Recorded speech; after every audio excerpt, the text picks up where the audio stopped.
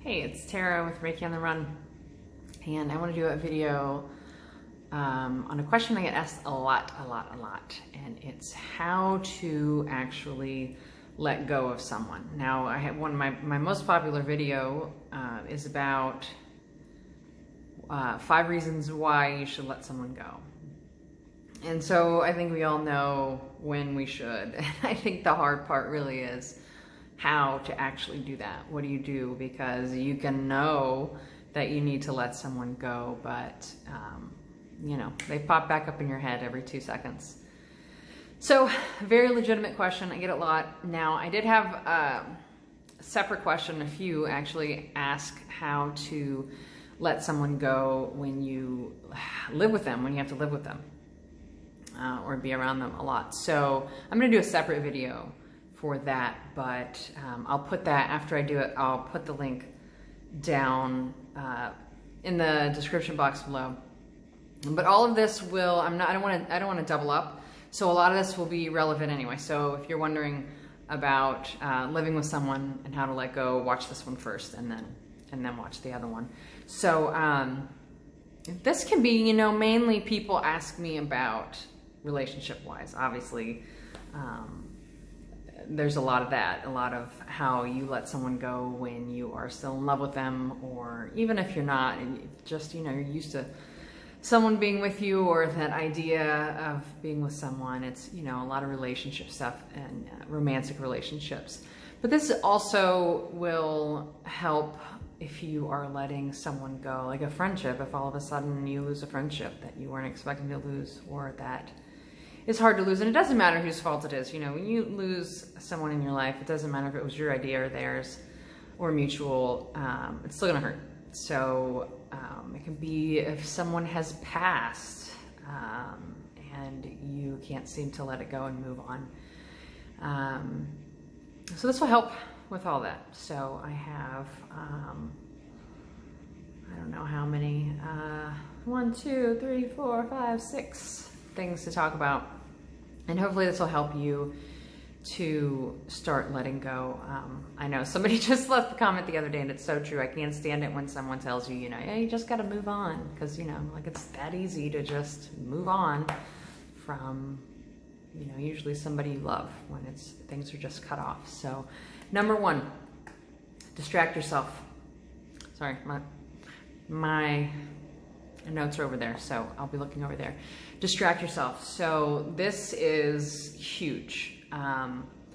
We think on average of 60 to 65,000 thoughts per day, and about 90% of those are the same thoughts we thought yesterday. So we kind of just go on autopilot with our thoughts. And so you really have to focus them. You have to make yourself shift out of thinking of the person, or it'll just on autopilot. You won't even realize it, and you'll just keep thinking about that person. So you really need to distract yourself. Stop talking about it. Stop talking about, I'm going to talk in general here as if it's a relationship that's over, because that's the majority of the questions I get. But again, you can relate this to anything. But stop talking to your mama, stop talking about to your friends, stop talking about anybody who will listen, how your person is gone and it's hard, and you got to stop talking about it. You got to stop thinking about it. Now, I know, like I just said, you usually have the same thoughts come up over and over again. You don't realize it. And so I do understand that you can't just stop thinking of someone. You have to, over time, stop thinking of them. But in order to do that, you have to shift your focus. So it's expected that it's going to pop into your head, you know, constantly.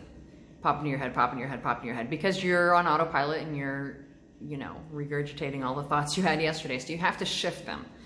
It's fine. It's understandable. You're going to think about them. Then you need to shift. You need to just shift. And you can do that in a lot of ways. I've done things as silly as, you know, looking at cars and thinking about their color, and, you know, just becoming present, becoming mindful of what's going on right in front of you right now is the best way to do it. But you can think about other things. anything. But once you get the momentum going, usually if you can manage to keep thinking about something for about a minute, you'll be able to move out of it. It kind of reminds me of when I quit smoking, like 7 years ago. I thought I would not get through the withdrawals, but then I realized that if I would just hold tight for about a couple of minutes, that the real hard part would go away. And it's kind of the same thing with that. You just got to focus on something else for about a minute, and the intense feeling will go away, and the momentum will shift towards that new thing you're thinking about, and then you've effectively shifted your focus, and you'll be able to distract yourself. And the more you think about something, the more you get the same in return. So if you're thinking about painful situation, the more painful things you're going to experience in the day. So it's just good altogether to shift your focus. Next, allow for miracles. So I think a lot of what's hard when you need to let someone go is that idea of it's done forever. I'm never going to see them again. We're never, and there's a good chance you won't, but there's also a good chance that you might. And I think that we tend to try to all or nothing it and try to cut ourselves completely off. But, like I haven't spoken to my dad in years, my dad or my sister, and I don't think I ever will. Probably not going to happen, but I'm totally open to it. I don't think, oh, that's it, we're never going to talk again. And it's, that's just kind of a really negative energy to roll around in. And so you have to just allow for any outcome. You can't be attached to the outcome. You need to be detached from it. So that means you need to allow for anything. You have to realize that anything could happen. And that kind of takes some of the sting away and loosens up a little of the pain of the thinking, oh, this is just permanent. And like I said, maybe it is, maybe it isn't. And I don't think you should sit there and think, oh, maybe he'll come back, maybe she'll come back. But allow your mind to go, it might happen. Anything can happen. So allow yourself to think that maybe one day there will be hope. Don't focus on it. Don't hang your heart on it or your head on it or anything on it, but allow it to be an option in your mind. Okay? Do new things. Pretty important. So this kind of goes along with how we repeat the same thoughts over and over again. And it's really important to create new neural pathways in your brain to shake things up again, to shift things around. And this can be all kinds of things. You can drive a new way to work, learn a new game, hang out with different people, eat at different restaurants, just intentionally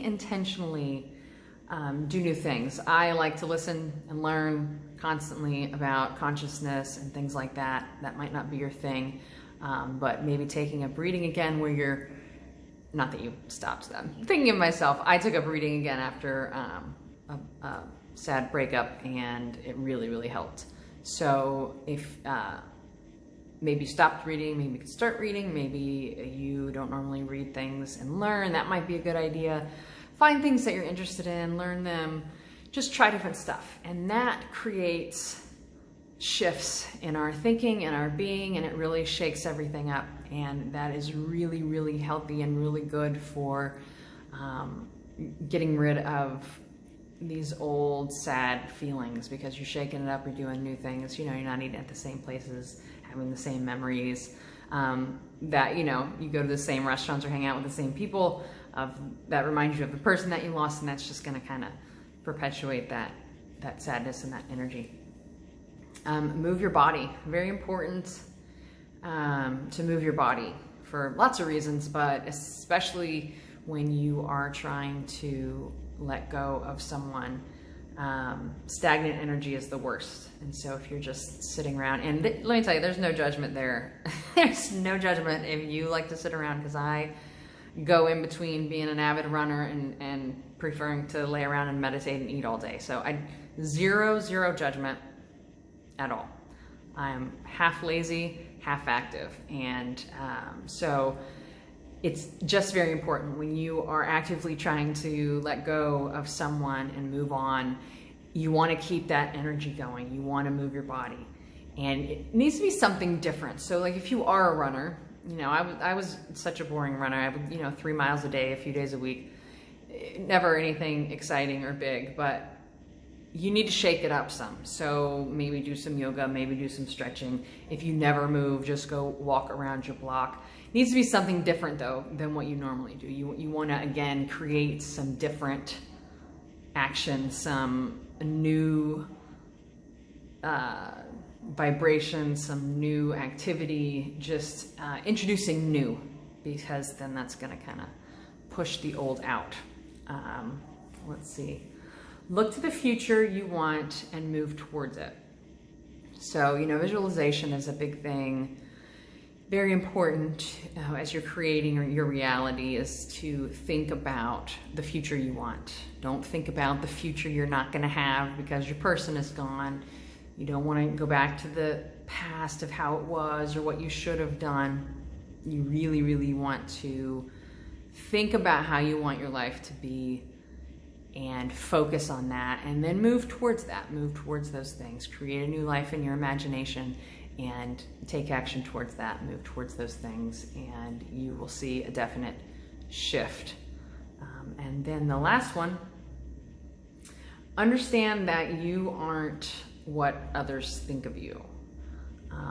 Not to mention, what I mean is, don't let, if someone broke up with you, don't let them thinking you're not worthy tell you you're not worthy, because that's not true. And anyway, you don't know what they think. We never know what people think. We like to make shit up about what we think other people think, but we don't know, because nobody's ever going to tell you the truth. You know, either people are going to spout off because they're angry with themselves and they want to just bleh at you, or they don't want to hurt your feelings, so they're not actually going to tell you the truth, or, you know, you don't know. So don't rack your brain trying to think of what other people think of you. And also, that doesn't mean anything, even if they do. You know, I don't like people sometimes. I don't, you know, they get on my nerves, but that doesn't mean they should sit around and feel like a horrible piece of crud because I think that's silly. That doesn't matter what other people think of you. It doesn't. It really doesn't. You were amazing before you met this person, and you will be amazing after, and you still are amazing. So do not let what you think, if you think suddenly, oh, I'm not attractive enough, I'm not whatever, don't get caught up in that. That's it. First of all, you don't know what they think, and second, it's just not true. It's not true. You need to fill yourself with truths of what you are, not what you think someone thinks you are, or not what you think you're lacking of why you didn't get that person, or why you can't let go. Tell yourself truths. You're wonderful. You're an amazing person. You'll make a great partner for someone else someday. It just wasn't right. It's fine. You know, just tell yourself some truths. Don't get caught up in, you know, negative bullshit that's not even true. Okay? All right, that's all I got for this. Hope this helps. And really, you really need to do things. Don't just listen to this and then think, oh yeah, that makes sense, and then, you know, carry on like you have been. You've got to practice these. You really have to do them. You have to shift your focus. You have to actively do these things. They're not hard. They're very simple. They don't cost you anything. But you have to actively shift your focus away from the person that you're trying to let go of. Okay, it's so easy for us to just continually think about it, talk about it, just marinate in them, and we want to let go. Okay, so by doing that, we need to shift our focus completely. Okay, I hope that helps. I know I've gotten a lot of questions about this one lately, so anyway, look for the follow-up to this, how to let go of someone when you live with them or see them a lot. All right, thanks, bye.